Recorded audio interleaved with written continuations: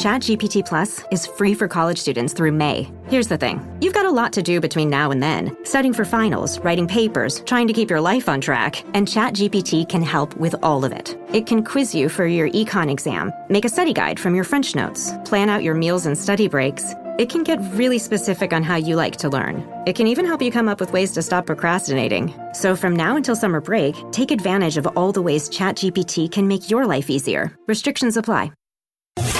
It's The Other Side of Midnight with Frank Morano. This is The Other Side of Midnight. I'm Frank Morano. I have become a pretty big fan of Jimmy Failla, and based on the reaction that we get every time he's on this program, or the ratings that he's getting both when he's a guest and a host on the Fox News channel, apparently I'm not the only one. And I have to tell you, the thing that makes Jimmy Failla so refreshing in the current media landscape isn't just that he's funny. There are a lot of people that are funny, maybe not on the Fox News channel, but there are a lot of people out there that are funny. But it's the fact that he just has such a wonderfully refreshing attitude. You get the sense that no matter how many radio stations carry his growing syndicated radio show, that he doesn't ever become one of the elites. So I get the sense, because we're on a lot of the same stations, that he works just as hard to do things like cater to affiliates as a young and hungry nationally syndicated radio talk show host. He's killing it on Fox News Saturday night. He is a New York Times best-selling author, and his stand-up comedy shows still bring in a lot of crowds and leave very few people disappointed. Very, very pleased to welcome back to the program stand-up comic, the host of Fox Across America on radio and Fox News Saturday night on television, the one and only Jimmy Failla. Hey, Jimmy. My man, first of all, nice to be back in this portion of New York. You know where I was this week, and I know nobody likes to show off, but I was performing stand-up comedy up in Utica on Friday night. And, Frank, I'm going to be honest, that is not an easy gig to get to. My GPS actually told me to fire my agent. It was like, you're better than this. But no, they were a great crowd. And to your point of me hanging out with radio affiliates, that's what I was doing. WIBX, the town square station that carries us up there. I was up there to do stand-up and celebrate their 99th anniversary. Oh. So WIBX, the same age as Nancy Pelosi. Here we go. All right. Well, I'm not sure what they're doing overnights, but if you want to put in a good word, tell them we just gave them a free plug. Man. Morano 2028, I'm in. I love it. Okay, a lot to get to with you. But first, before we get into any specifics in terms of what's in the news, I have a question for you about attitude. Obviously, you look at what's going on in the news, and the big news story of the day is that they've met in someone that's committed a horrible assassination. The number two news story of the day has to do with the verdict in a trial that resulted because of somebody being killed. The most uplifting thing that happened today, unless you're a Met fan as I am, is the fact that Assad was forced to flee Syria, which is not exactly a feel-good story, that a guy who 8 years ago was part of Al-Qaeda is now leading Syria. You, though, when I hear you on radio, when I've seen you on television, you manage to keep a refreshingly light attitude even when the news is heavy. I try to do that on this program to give people a little bit of a break. But what's the secret sauce on that, Jimmy? How do you stay light when everything that people are consuming news-wise is super depressing? Well, I mean, the drugs, obviously. There you go. Great. That's what I'm missing. No, really, Frank, you know what the big thing is, too, for me at Fox specifically, is I have a very specific role, okay? I mean this. My job, if you watch me, is like, say tonight I was on Sean Hannity's show. Tomorrow I'll be on Ingram. Wednesday I'll be on Waters. I always come on in the last 5 minutes of the show and renew your will to stick with Fox to the top of the next hour. And I mean that. I'm like, it's almost like, I'm not even being self-deprecating. I'm kind of like a cable news sorbet. I love that. In that, yeah, you consume 55 minutes of hard news that make you want to shut off your TV and leap off the balcony. It's my job to kind of come in and give you a refresher. You're like, oh, it's fun. Jimmy's talking about a bad movie review. Oh, look what's going on with this Kamala Harris clip. You know what? I'll stick around for the top of the next hour. And that's kind of what I do, man. And for that reason, knowing like what that expectation is, which is people need a port in the storm emotionally, it's very easy for me to kind of stay on the scent, because the truth is, if that wasn't the role, like, I wouldn't be employed. No one is bringing in a community college graduate who majored in Nintendo to comment on world affairs. You know, like if somebody needed to save a princess, yeah, I could give you some Mario analysis. But the point is, they bringing me in to kind of lighten the vibe. So it's like, look at yourself like a closer in Major League Baseball. You got to get those last 3 outs, and you don't want to be Clay Holmes. Because if you know what I mean, if you lead the league in blown saves, the Mets make you a starter. Now you're all confused. We're happy to have Clay Holmes. We're happy to have all of the Yankee throwaways and the ones that they couldn't sign. We're happy to have them. Hey, good for you. On Thursday, you are performing this Thursday, December 12th, at the Tillis Center out on Long Island at CW Post. It's called the Night of Comedy. You're doing this great event with Adam Carolla, Jim Brewer, a lot of other great comics. What's so important about Thursday's show? Why should people go? Well, a couple of things. Number one, I mean, if you're a fan of me, you're going to see me in my natural habitat. When you see me on cable news or on the radio, my background is stand-up comedy and cab driving. So I'm kind of like a feral cat, and Fox domesticated me. Mm-hmm. And they taught me how to live in the house without shredding the furniture. But Thursday night, I'm back, out of the house. I get a chance to try and kill a few birds. So it's me, Brewer, Carolla, a great Italian comic named Anthony Rodia, and they're streaming it live on Fox Nation. So it's kind of historic for the platform, and that we're doing a live comedy show, which they've never done. It's historic for me because it's at Long Island University, which is where I went to high school at Levittown Division, and that's where my high school graduation was in that auditorium. So this will be my first time there sober, and that's a big deal. And so you've got a lot of historic fronts colliding under one roof Thursday night. It's 8 o'clock. If people are in the area, they want to go. It's foxnation.com/a-night-of-comedy, or you can just watch it live on the app. And the only thing I'll give you, Frank, for real, is none of us have ever worked together before, but we all have the same attitude when it comes to comedy. There's not like a political ideology. The ideology is funny. You either laughed or you didn't laugh. Our goal is obviously to have you on the right side of the win column. Well, that sounds like a lot of fun. And if people want to watch it, if they can't be there, and obviously we have a lot of great listeners all over the country, they can, as long as they subscribe to Fox Nation, they can watch live on the Fox Nation app. Yes, that's the plan. And you'll laugh. It's not like Jimmy Kimmel. Jimmy Kimmel cried after the election. I saw that. That was more of Jimmy Kimmel than I've seen in quite some time. That's really interesting. Isn't it bad how you watch for the wrong reasons now? It's true. We used to watch for the good nights. But can I just make a point about that? Because it needs to be said, and it doesn't get said enough. Comics have one job, okay? We're known for a very specific emotion. It's called laughter. The idea that he got on TV and did the antithesis of laughter, which is sadness, which is crying. Frank, imagine you went into Flash Dancers, and every time they played a new song, the stripper put on more clothes.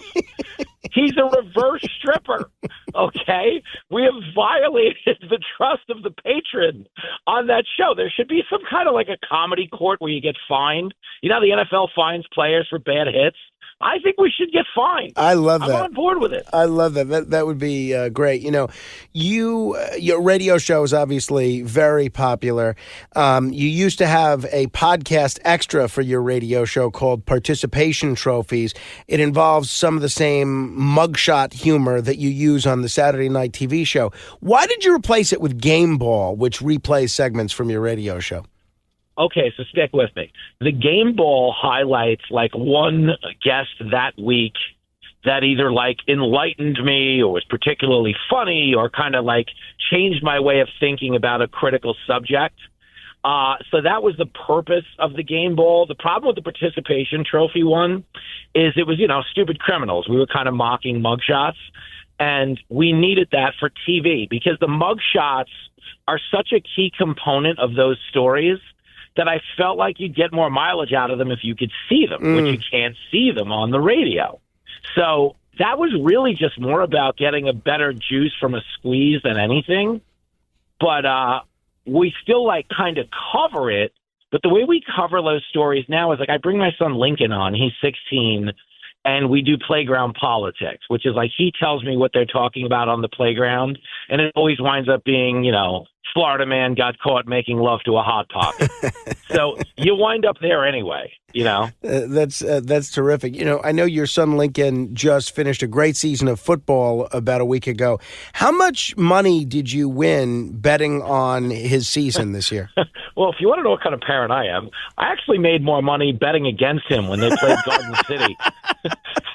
That's where the action won. Garden City's won like 65 in a row. You don't bet with your heart, Frank. I'm capable of betting against my kid. The rent don't pay itself. I love that. At 30 minutes after the hour, this is The Other Side of Midnight. My guest, Failla, stand-up comic, New York Times best-selling author, and the host of Fox Across America on radio. You can also catch him Saturday nights on the Fox News channel on Fox News Saturday night. Jimmy, how have you found that transition from being a guest on television shows to being a host? I know that people that don't do this may not have an appreciation for what a different muscle that is, but it really is. It seems like you've been able to handle this transition pretty well. Yeah, we're doing good. I mean, the big challenge is, from guest to host. Number one, it's aesthetic. I don't dress as ridiculously as a host because when you're the focus for the hour, it kind of cartoons your commentary. So if you've noticed, like when I'm on a show like Gutfeld, then I'm dipping into my overweight figure skater collection. You're going to see rhinestones. You're going to see prints. You're going to see stuff like that. My Saturday night collection is less of a cry for help than what I wear on the weeknights because it's your show and you need to maintain some semblance of order. So the first adjustment is aesthetic. The second adjustment, and this is how you make it work, is our radio background makes it very easy to host a TV show because the key to hosting is you've got to pay attention to the clock because that show is live and you got to know where you are in the break and you got to know when your hard out is and stuff like that, which as a guest you're not mindful of. You just talk till they kill your mic. But as a host, you have a lot more quarterbacking to do. So that's been the biggest adjustment. But it's a fun adjustment because you can be fun in the huddle. You can kind of, in a weird way, make everything look organic because you control the conversation. And that's the magic trick. It's like if you make the show atmospherically fun, you can get away with breaking walls and doing the fundamental things you have to do, without being overtly performative about them. And that makes it a little bit more, I guess, organic, a little more real, as the kids like to say, Frank. I love that. That's great. And you know what? I mean, I feel like you've done such a great job portraying yourself as this down-to-earth, easygoing guy, but it's clear that you've actually given a lot of this a lot of thought, and you're actually pretty intelligent. I won't out you in many other quarters so as not to ruin your reputation, but that was, I think, a great description. What about the difference when it comes to hosting radio versus hosting television? Obviously, you get a little bit more time to play around with on radio than the hour that you have on television. But aside from the aesthetic aspect of it, what do you find as the key differences? And you have a preference? Yes, I prefer radio because you have more latitude in the conversation. You and I can sit here and talk we're just here, we're just having this chat, and we're not competing with anything. Whereas on TV, it really is an assembly line because the guest is talking, but there's a story underneath them scrolling across the bottom of the screen, and there's a picture in the corner of the guy who's coming up next. So it's kind of like, what do you got? Right, Why do you got to get out of here? So the trick to my Saturday night show is to make it as much like radio as possible. We don't tease the upcoming guest on the screen, and we don't run a news crawl. So it has a little bit more of that radio feel where the people on camera are the only thing competing for your attention. And I think that's where, again, radio has influenced my jump to TV, as I made the TV show feel a lot more like radio in that it's not super duper organized. Like, we have places we need to go, but I try to create a wider berth in conversation because the trick is, as a host, and no one really talks about this enough, is if you want to be a good TV host, your guests need to shine.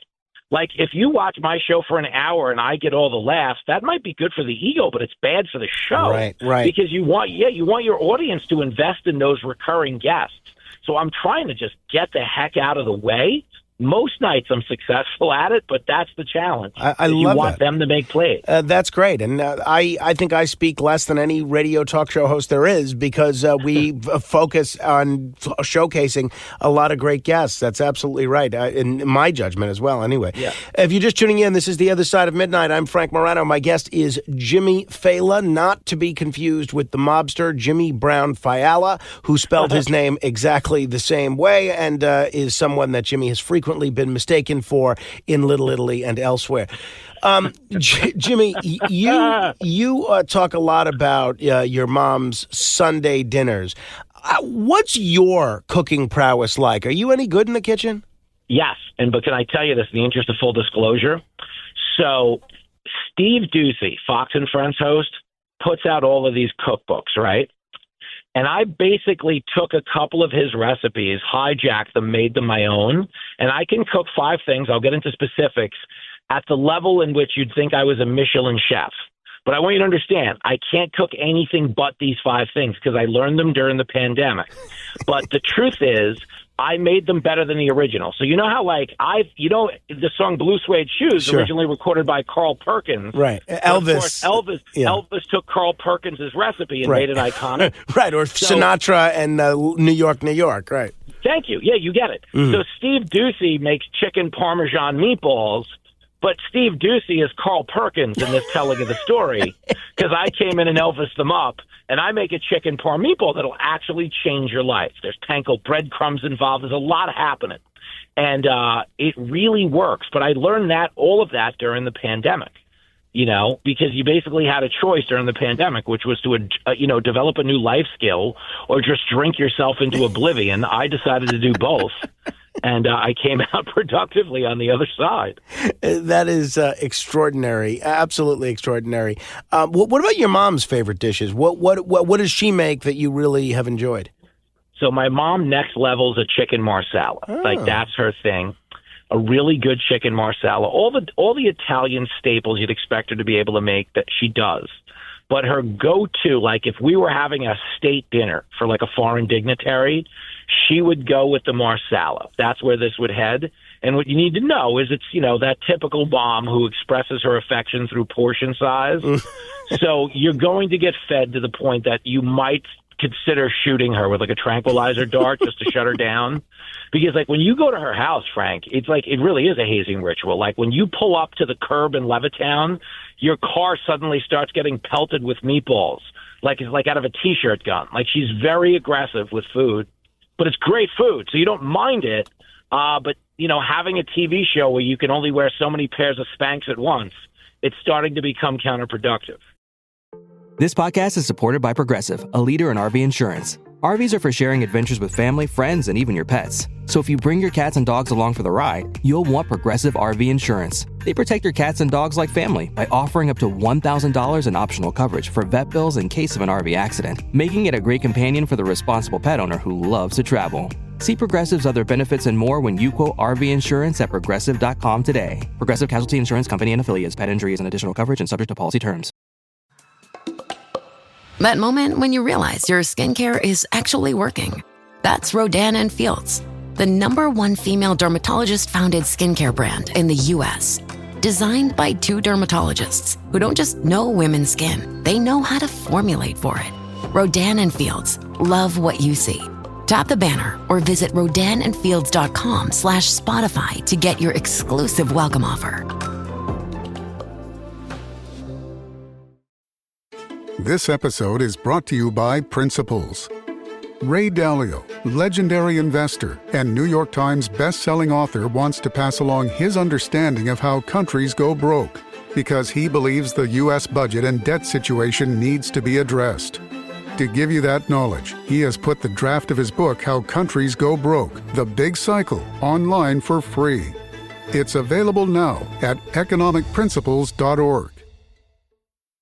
Parents of tweens, if you're familiar with far-off drop-offs... Dad, stop, right here. Or get DMs about what's for dinner, You may be experiencing tween milestones. For your son or daughter, these can start at age 9. HPV vaccination, a type of cancer prevention against certain HPV-related cancers, can start then too. For most, HPV clears on its own. But for those who don't clear the virus, it can cause certain cancers later in life. Embrace this phase. Help protect them in the next. Ask their doctor today about HPV vaccination. Brought to you by Merck. I had Peter Funt on the program recently. Oh, wow. He was talking a lot about fantasy football. He's got a whole book out about fantasy football. Yeah. I'm wondering if you could share with folks your experiences as a sports gambler and what you think of fantasy sports, especially the explosion of fantasy football that we've seen. Well, it's amazing that it is everywhere. Okay, I was never a big fantasy football gambler because I bet the game on the point spread like a grown up. To the point, because people always ask me, they're like, "How do you become a cab driver?" And I'm like, "Well, it was really easy. I had to knock up my wife without health insurance and owe a bookie $44,000, and I found that to be the perfect means of getting into taxi driving." But the truth is, what I'm amazed at with fantasy, because my son Lincoln has 6 different fantasy teams, and most people do. Okay, they have these unpaid full-time jobs as fantasy football general managers. And what I'm always so fascinated about is this has been the biggest cultural shift. Everybody comes up to you, it's like non sequitur, and tells you about how their fantasy outcome would have been different if they started this running back instead of that one, or my defense is normally the Bears, but I went the Saints. And what's so fascinating about it is the brazen lack of self-awareness men have when it comes to their fantasy football team, because they're so immersed in it that they're not even capable of fathoming that there's a person in the world who doesn't care about it as much as they do. So I think in addition to his book, we need a follow-up book about fantasy football self-awareness. I think that would be great. Lastly, and I want to remind folks they can see Jimmy Failla Thursday. If you're in the New York area, you can see him in person at CW Post, or wherever you are in America, probably in the world, you can check it out on Fox Nation. You do have to be a subscriber to Fox Nation. You're of Polish and Italian descent. What do you make of the current Pope being from South America? Well, listen, I think it was good marketing by the church because that's probably the largest and, most populous demographic for the church going forward. So I think this was kind of a nod to that. What I didn't expect out of this Pope is he was pretty, politically active. There were climate lectures and stuff like that. I know the Pope always has his little commentary, but I think Francis was like angling for an NPR show if this whole Pope thing didn't work out, because you got to be mindful of your Pope side hustles these days, because we had a backup Pope.